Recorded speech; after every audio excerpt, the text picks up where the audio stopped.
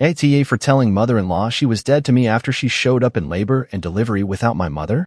For the past 3 months, it's been a very well-known plan that when I, 30F, went into labor, my husband was going to drive me to the hospital and my mother-in-law was going to pick up my mother, my kids, and my grandmother, all from one house. Both my mother-in-law and my mom were supposed to be in the delivery room. My gram was to watch my 2 kids in the waiting room.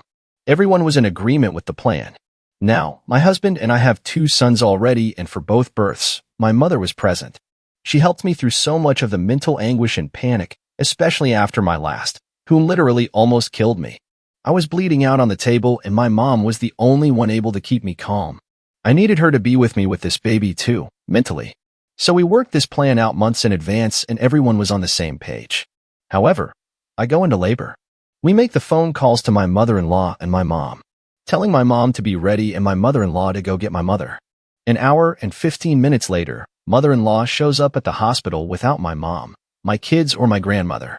She said, "Well, it's late, so we need to just let everyone sleep." It was 9:30 p.m., and then sat her ass down on the chair in the delivery room and jumped on her phone. I told her in a pissed-off tone to go get my mom. That was the plan. I needed my mom, etc., and she just wouldn't. At one point saying that she didn't feel up to driving that much. My mom lives 20 minutes from her house, an hour away. So, I told her to get the fuck out of the room, and that she was dead to me. The amount of resentment and disgust that I felt toward her in this moment is honestly not something I feel I will overcome anytime soon.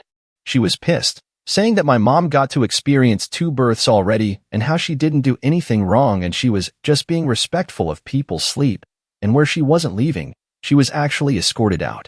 Now, my mom was able to make it to the hospital literally just as I was giving birth. My kids and my grandmother weren't able to make it, which bothers me a great deal.